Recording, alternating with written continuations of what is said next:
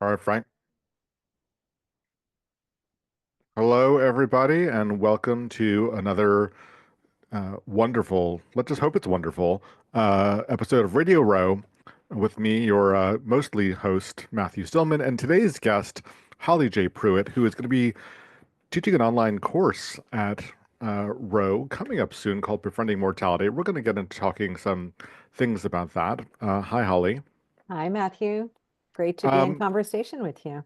As ever, Holly and I I'm lucky enough to know Holly. Holly's one of these sorts of people you brag about knowing, like this person is actually in my life. So I'm really excited to have another any stretch of time with you. So where we often start um, these conversations that we have is I pull out this book, shocker, me and a book, called Home Ground: Language for an American Landscape, edited by Barry Lopez. So what I would love for you to do, Holly, if you'd be so kind, is pick a number between 2 and 396, and we're going to just find a word about someplace on this continent and see what it says and see if you have any reflections about it.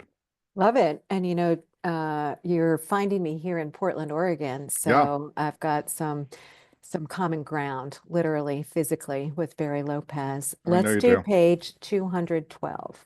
212. All right. So close. It's still a world away. And 12. Great. Well, the word here is levee. Mm. A levee is an embankment along a river that resist the overflow of the stream. Derived in the 18th century from the French lever, meaning act of raising, the word refers in modern times especially to the elevated ground along the Mississippi and its tributaries. Natural levees are built up year after year by the deposit of sandy soil on the banks of the flooding river. As the floodwaters rise over the banks, no longer held by the channel, the velocity of the current drops along with the water's ability to hold sediment. Coarser materials fall out first, and finer silt and clay are carried into the back swamp areas of the floodplain, where they drop out of suspension as the water slows even more. The levees themselves are made of sand and coarser sediments. Man-made levees are constructed to control flooding and protect populated areas along the river. Extensive levees have been built along the Mississippi system. The most famous use of the word is perhaps in the Don McLean song celebrating rock and roll and lamenting the death of Buddy Holly. Drove my Chevy to the levee, but the levee was dry. So that's um, a place, a thing that happens in the world. I was wondering if you have any reflections on levees or your relationship with rivers or anything at all. Because it's easy just to jump right into, hey, let's talk about the thing and the thing. But sometimes an oblique approach, we might find something else that connects to what we're in the direction that we're facing. Yeah. Well, the first thing that came to mind was another wonderful observer of you could call it the natural world, but I think another writer like Barry Lopez trying to break down the apartheid between the human and the every other form of life worlds. And that's Wendell Berry. Mm. And so a quote that I often turn to when people want to figure out how to deal with death is Wendell Berry saying, "It may be that when we no longer know what to do, we've come to our real work, and that when we no longer know which way to go, we have begun our real journey. The mind that is not baffled is not employed. The impeded stream is the only one that sings." Mm. The impeded stream. Is the only one that sings. So I think of the levees as being around maybe part of it's like the straightening of the rivers, the controlling of the rivers, but also Yeah, the impeding of the rivers. And yeah. so while we might think that things like levees help us to get out of various fixes like flooding and drought and whatever else might make um, high production agriculture or navigation inconvenient, but um, they might fail. right? We didn't get to the Led Zeppelin song, did we? It's Only not Led the Zeppelin, it's Don McLean. I know we got the Don McLean, but what about isn't there don't doesn't Led Zeppelin talk about when the levees fail? Oh yeah, sure. Okay. But it's not So as famous as Don the Chevy McLean's. at the levee, that's a very, yeah, Yeah, that's that's a easy. Everyone knows that one. right. But I'm thinking of the levees fail when we get into the grittier rock that Yeah. came after Buddy Holly. And so yeah, we might have technologies that make us think that we can solve for the problems of how it is. And often it's the impediments, right? Whether those are levy or other ones that might bring greater song. I don't know. How's that? Yeah, I think I mean, I'm not judging you, but that's beautiful. But also, I have to applaud your mention of grittier rock. Speaking of Led Zeppelin, but also how the levee itself has grittier rock at the bottom of it to allow for different levels of sediment that fall through it. So, really well played on a double entendre on grittier rock. Um, I'm more clever than I realized. I'm so well, glad you're there to catch that for me. I got your back. Well, uh, Holly. You have been written of as being a kind of secular cleric who has for decades been braiding in word and action at bedsides and celebrations, some worthy reflections on some ways to walk on this ground that our culture, such that it is, considers too risky to even try to contend with as a culture, that being befriending mortality. So this course is going to be online at Rowe, 6 weeks starting in March. Um, I guess, what would you say, because certainly death has become let's say, a sexier subject in the last couple of years, so that people are not afraid to have a conversation about death. Um, what gets missed in the enthusiasm to maybe talk about it that still seems relevant to bring along? Well, Matthew, you and I met through mutual study with Stephen Jenkinson We did. and his Orphan Wisdom School. And I know that Rowe has hosted Stephen's teachings that are still available online, I think, through Rowe. And we're approaching the 10-year anniversary of Stephen's book, Die Wise, The Manifesto for Sanity and Soul. And he was asked that same question as we were reaching this crescendo with all of the death cafes and death salons and death doulas. And the New York Times had a headline that said, "Death is having a moment in the sun." Of course, this was before we were visited by a global pandemic. Yeah. So for a minute there, death was having a moment in the sun, and someone said to Stephen, "Well, as someone who's been a critic of the death illiteracy in the dominant culture of North America, you must feel really great." And he said, "Well, death will not be domesticated. Mm. Um, as soon as you're sitting across the desk from someone who says, 'I'm sorry, there's nothing more we can do for you,' you realize that the poodle that you thought would sit on your lap is a wolf, um, the apex predator, essentially."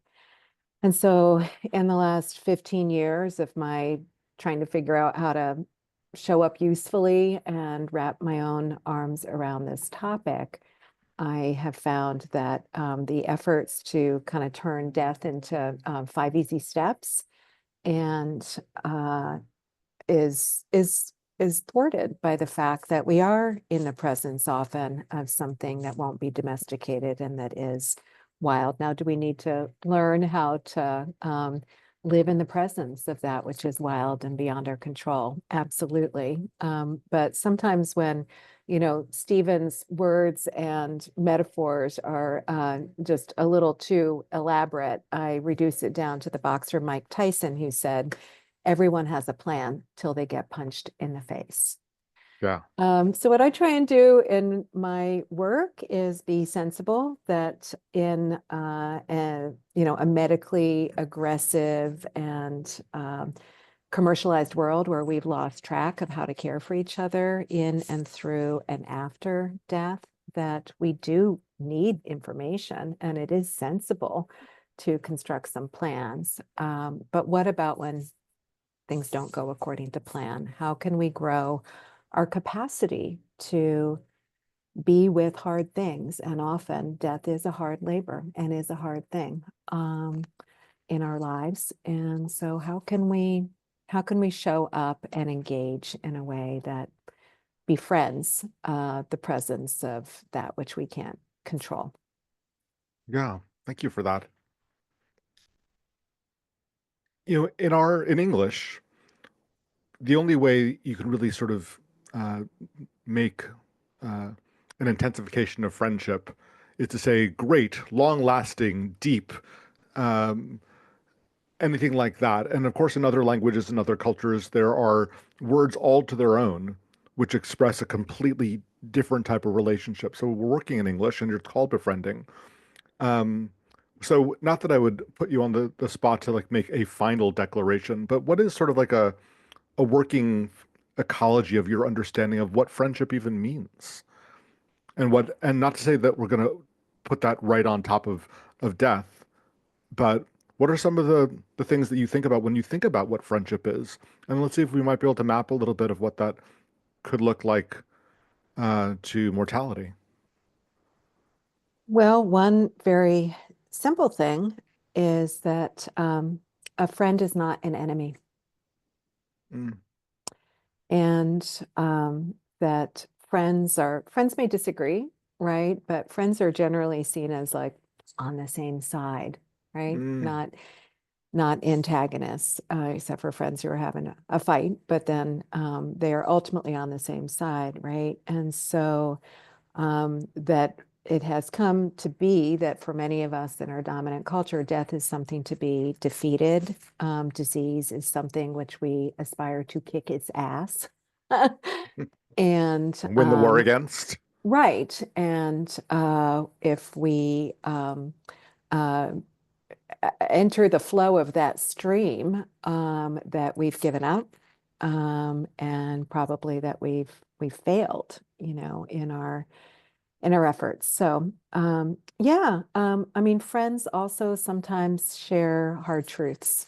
Mm, Friends sometimes reflect back to you something that actually would be kind of good for you to recognize about yourself, but that you've been pretty stubbornly resisting. But that friends might be allies to what actually is your, um, I don't know, is it too much to say your destiny, to what you're here for and to mm, do, even if that's sometimes not what you really like want your friend yeah. to reflect back to you. Um, what about you? You have some amazing friends. How do you think someone qualifies as friend, to use that word with them? Oh man. For me, um, there's a kind of dearness to each other's hearts. Mm, There's a quality um, of being touched, not to go in a particular direction, but the kind of generative quality that comes from being touched. Um, and there's a kind of a willingness to serve that which is touched between you, like that mysterious third between the two of you. Um, and that doesn't necessarily, I mean, look, you can reduce the distance between two people to zero and not be touched at all. mhm. So proximity isn't always the thing, but somehow like being willing to throw little um, sticks and strips of flammable material onto the embers that you somehow know between you, and fanning them and protecting them is, I think, part of what friendship looks like for me. But sometimes those embers are in the shape of, you know, a cooking pot, and sometimes they're in the shape of phone calls, and sometimes they're in the shape of laughing, and sometimes in the shape of teasing, and sometimes they're in the shape of hard truths or singing or writing or taking on ridiculous but understandable labors on behalf of someone. Those are some of the Yeah. ways. Yeah. and to be marveled by that, like that such a thing happens, even though it's Yeah. pretty every day. Yeah. Beautiful. And on that list, dance parties, Oh, hair braiding. dance parties, hair braiding, those are among Yeah. them. Yeah. And as you're speaking, it also comes to me that a friend means you're not alone. You may just have one. You may feel lonely. Also, but a friend does bind you to the rest of creation in some ways. And I know I'm sort of not probably supposed to be connecting the dots to and death, but I And death. do think of death as something that does tether us to the great wheel of life. And what better company is there ultimately than understanding yourself as actually part of the great wheel of life and death, and not that that is somehow the end of your life, come to extinguish your life, but that it is the embrace of the fullness of your life as being connected to everything else that lives and dies. And so I think our friends, one, if it's one or if it's part of a community, there's a tether there that we're not just floating in space alone. Yeah, of course. I mean, if there's when you talk about floating in space, people, scientists are looking for where life began, sometimes in space, sometimes wherever. But of course, wherever life first started, as if there was one place that it started. But let's just say, for the sake of conversation, that there was one place. Death had to have been its twin. It had to have been invented at the or emerged at the exact same moment. And so, for all the people who love life, may not even realize that death sort of is part of the deal to become friends with it, uh, and not to be fast friends because it may take time to love life. Um, what a thing! That's not a particular thought that I've had, that death was born at the same time that life was. Yeah. Uh, And I think one of the hard things about, I'm just skating right by your very profound statement right now. Me too. Apologies for that. I'll return to it. But one of the hard truths about friends too is friendships change. Our relationship with others change, and we may have a particular time of life where we are so in the groove together, and then stuff can get hard, and we may um, and so I think it's similar with our mortality as with, the true, deep, long friendships. We go through stuff in terms of our relationship. It's not static to say it's only this one way. It's often multiple ways over time, and there's Right. work to stay connected in a healthy way to our friends. Some friends are easy, some deaths are easy, some friendships are hard, and they take more work, and they have many different complexions over time. Yeah. Well, I could imagine um, that in this 6 week course, there's not a particular destination of where you're trying to get people to. Like these are once you do these 5 steps or these 6 weeks, then you're going to have a friendship with, uh, or a befriendship with death, with mortality, in such a way that it's going to have be so big that you can get your arms around it, or even be in the presence of a particular vastness. Because everyone's great friends can look really different. Um, it's 6 weeks, it's 90-ish minutes each time. And obviously you're going to have some things that you're going to set to say, because we know what the tent poles are, as it were. But what kind of engagement are the people who are coming in going to have with bringing their own worries or wonders or heartbreaks or fears or enthusiasms or experiences, and to cross pollinate and to um, get you off script, but you're not going to be on script. I know you well enough that you wouldn't ever be on a script, but Well, uh, the class is a balance between posing some big questions and offering some um, I don't know if they're provocative perspectives, but a range of perspectives about how we might consider our mortality or what we might even be missing in our own presumed perspective. I mean, where did we even come to whatever our notions are about death and dying, and what are some of our hidden biases and so forth. So, we kind of open with some big questions like that, that for some people will continue underwriting, the rest of their exploration. But we also handle a lot of really nitty-gritty practicalities that are Mm, just part of democratizing access to information about what is out of sight, out of mind, handled by a funeral director, if there is one, what might be left by the wayside in a direct cremation, or the many deaths that happen now where there isn't necessarily any kind of ritual of remembrance or bereavement. And so there is a lot of content that I'm sharing that's supported by um, detailed resource materials that are going to be available to folks in the class. And there's not necessarily a lot of time for everybody to process sure. it on the Yeah. spot, because these are deep topics and people will be coming to them from different places. But I'm excited to see whether the Rowe kind of discussion board format is a place that people may find some kindred spirits to share their thoughts and their reflections, and that people will have access to the recordings. And it's no skin off my nose if they invite a friend over to listen to it with them Yeah. afterwards, because the whole idea is to bring the information, kind of the nuts and bolts information, to those who are interested so that it's more available on the community level, but to also create a larger kind of respectful container where people can really be in the presence of kind of the big questions and considerations. So, for example, I often open with another Oregonian to be proud of, the poet William Stafford, Oh, yeah. in his poem Circle of Breath, about his father's death.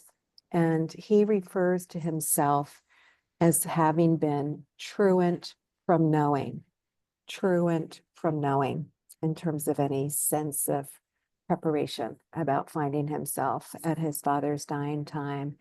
And through the course of what he describes in the poem, he says at the end, truant no more, I stepped forward and learned his death.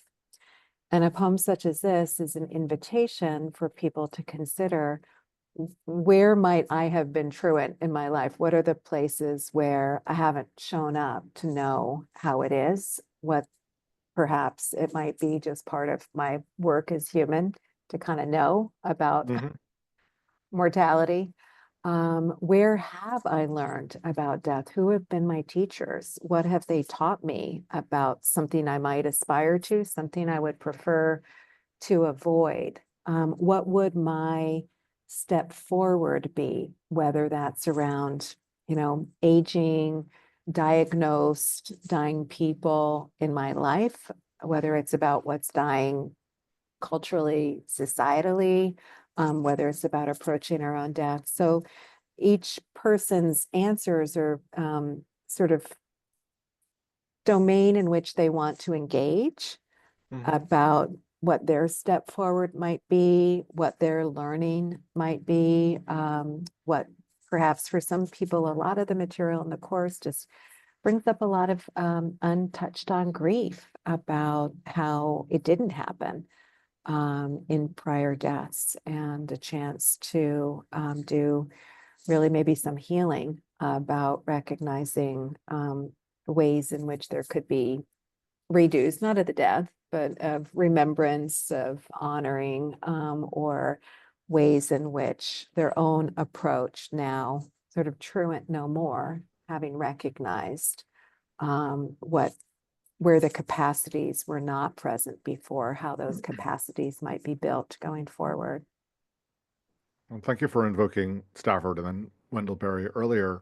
So it sounds, like that there's some poetry on your tongue, and then maybe this is part of this too, because poetry is a type of way of seeing. And so, since you just mentioned grief, and of course, people often associate mortality with grief or about to be grieving.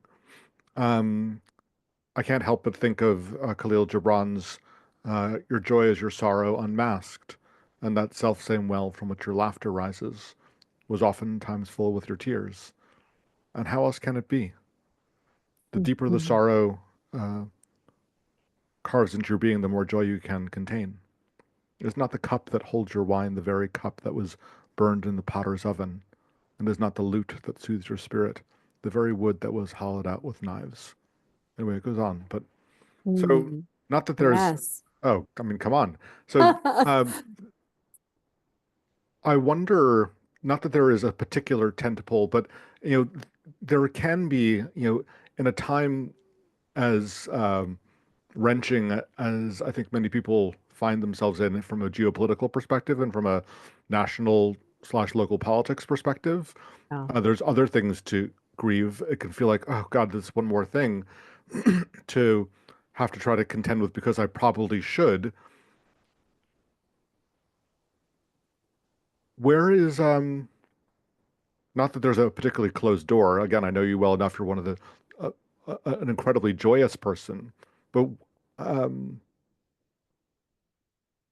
where is the your understanding of the place of joyousness in befriending mortality, um, for you or for anyone or for, yeah, just let's presence that a little bit. yeah. I think joy can show up in many ways, and they It'll can be in surprise you. some, It'll sneak up. right, exactly. Some of those simple forms that you invoked earlier, whether it's the cooking pot or the hair braiding or the dance party or the song.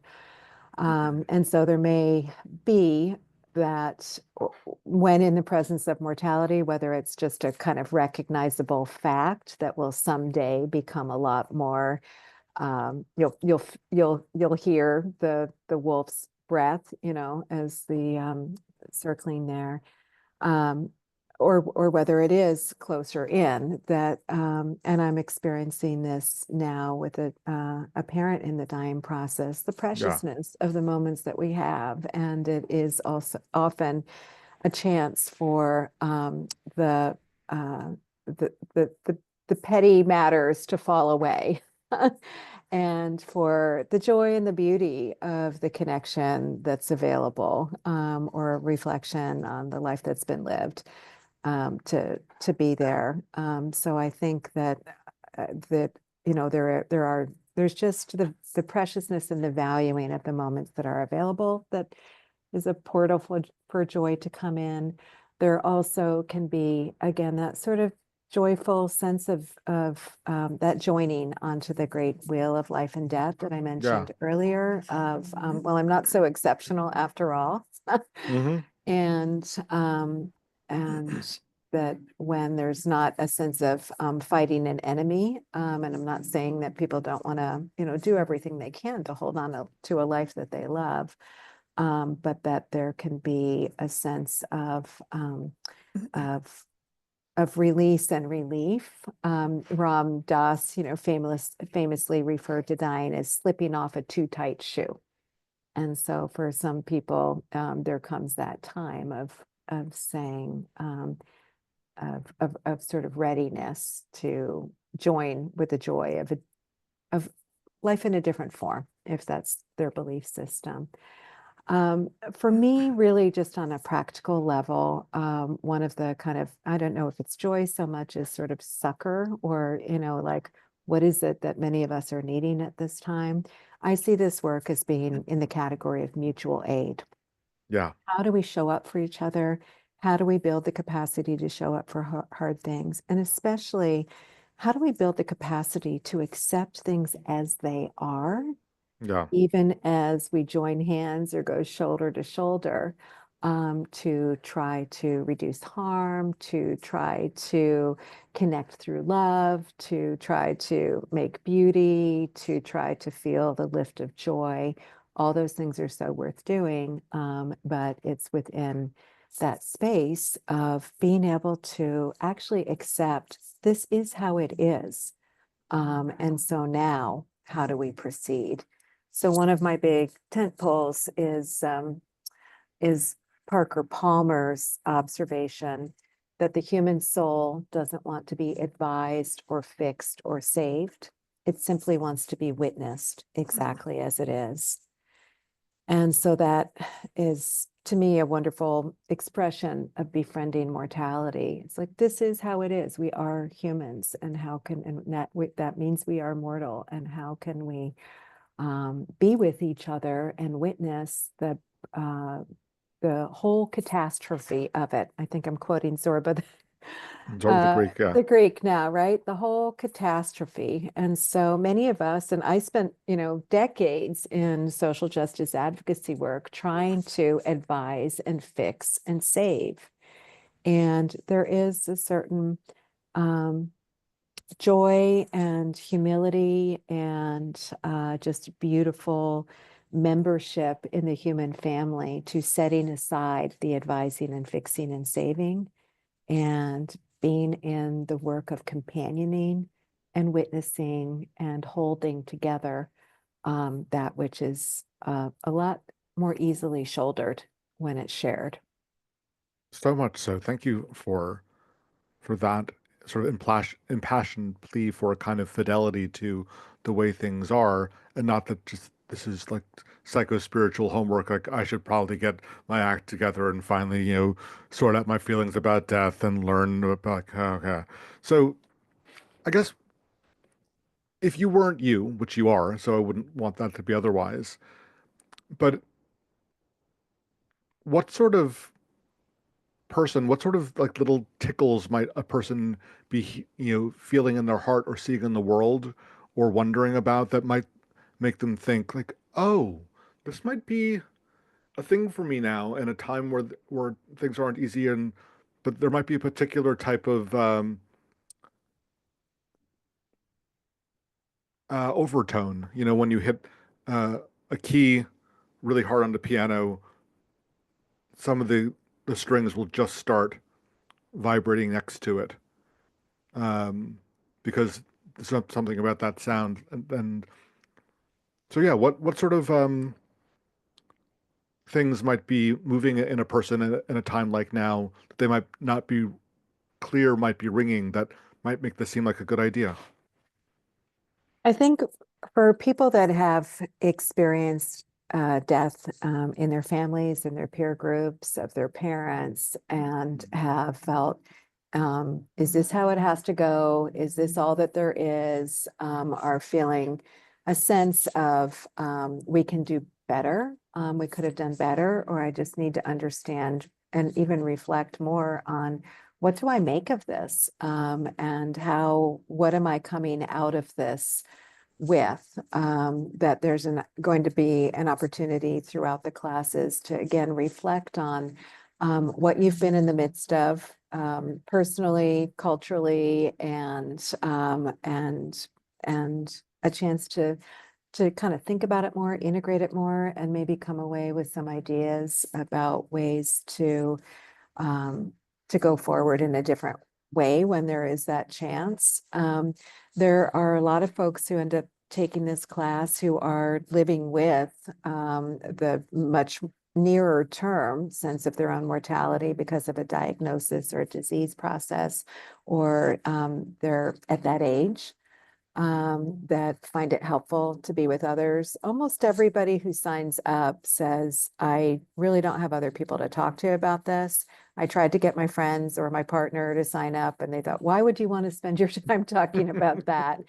And so it's people who may be looking for a little bit of kinship Hmm. around this isn't so weird or crazy to want to spend a little bit of time talking about or thinking about. And then people who already do see themselves as practitioners in their communities or on the community or family level, maybe even professionally. The framework that I've put together that really covers the whole span of both practical matters as well as some bigger picture ways to just kind of hold the whole topic, often find it a useful way to kind of integrate their own practitioner knowledge or to think about how they want to engage people on the community level. So I think that the main thing that, people have in common, or when they say that this is right for me, is that they, I think it's like William Stafford. They have that sense of standing just outside that place of knowing and wanting to step in and be truant no more for Truant whatever no more. whatever Yeah. reason for themselves. I hear a lot people saying, I keep meaning to take that. I keep wanting to do that, but it never sort of feels like the right time. So I don't have any other offerings scheduled this year. I'm putting all my eggs in the Rowe basket. And Mm, so I do hope that for people that this has some appeal with that, even if not all the dates work out, that they know they'll have the recordings, they'll have the resource materials, but that it is a welcome opportunity for them to join with others in the online classroom setting that Rowe's so beautifully hosting. Just to see what can they take of this that is going to be of use in how they live their days and approach the dying of the people around them and their own. yeah. So beautiful. We're in the in the midst of when you were speaking, you spoke of the word culture, and you also spoke of the word beauty, of the phrase beauty making, which is one that I use a lot. Yeah. Um, but it also brought my mind back to the rivers, which we started with the levees, um, and how pearls are made. Mm. Um, Often, oysters are at the mouths of rivers, um, and an irritant gets in, and layer by layer, so the nacre gets laid down, and you get this uncultivated pearl. And death does not want to be cultivated, but it's possible to make. And Baroque pearls, the uncultivated pearls, uh, look a little gnarly, but they're kind of beautiful and they're all unique. So you bringing up culture also brings up, a type of uh, unkempt wildness as well, and how that's part of contending with the slow work of beauty making from the things that seem like an irritant. Um, so that's not a way to necessarily, end it, and that's not some sort of like, oh wow, I found the thread to put through all these pearls, but just to say that you when you summon culture making and you also summon mutual aid, that there is a type of care, and that goes back to the notion of friends as Yeah. being in the active skill without trying to be a master of care or a master of friendship, um, but in the alive listening of that. Mm. That's beautiful, Matthew. I'll take it. And yeah, as you talked about the irritant and the oyster, I was back to that impeded stream, Yeah, right? yeah, And that another way that people are tending to culture now is in their kefir and kombucha and yeah. yogurt making work, right? And so that the culture of fermentation as well, and there's so many factors that go into it that are beyond our control, right? We might try to put the right ingredients, or there's the sand and there's the river mouth and there's the oyster. Will they all yield pearls? No. Will No, every batch of fermentation yield something that's going to be healthful or delicious? No. And so will every person participating in this class think that it's the best thing ever? Probably not, but quite a few people have. So it's really, I just try to bring together some of what I've been so fortunate to have come my way. I've had so many teachers in the deaths that I have attended and that I have mourned and that I have tried to support, that I am mainly just trying to continue to show them and their deaths the respect that I think they deserve by uh, consulting them as great pages in this encyclopedia of wonder, that we're all just thumbing through, trying to figure out how to how to do this human thing. yeah. Well, since you just mentioned kefir or kefir and yogurt and fermentation and as a type of culturing, I can't help but add to that any culture that's worth the name of culture that has thought that keeping animals around who are four-legged kinds was sort of a good idea, they figured out at some point that milk might have been a good idea too. And they figured out also quickly that milk doesn't uh, keep by itself, and they had to do something that we would call fermentation or culturing. And often, though not always, it was the scrape of an inside of a stomach of a calf that had been sacrificed, but it could have been from the keeping the milk in a goat's skin or a goat's stomach. But somehow, like that injection of this little bacteria, which does the culturing work, eats that which is least digestible to humans to turn Wow. it into an offering. What many people who are quote unquote lactose intolerant, not to say there isn't such a thing, there is, but just often can eat these types of cultured foods because the lactose, which is the part that is least digestible to humans, has been eaten through the bajillions of actions of these tiny little creatures um, that allow the milk to live a little bit longer in a form that is completely transfigured. And so the culture work is also might be this might be a 6 bites of uh, that whoever comes to this gets to take with you collectively Mhm. towards that which is least digestible to us and see if we can make something that looks like food out of it. I love it. Yeah, well, it's yours. Well, Holly, I'm so lucky to spend this time with you, and I'm really so proud to share you um, with the people who have gathered around Rowe for long times and short times. This is a worthy work. Head over to rowcenter.org and sign up for Befriending Mortality with someone who you'd be lucky to know. I am Holly J. Pruett. Blessings to you all. Until soon, this is Radio Row, signing off.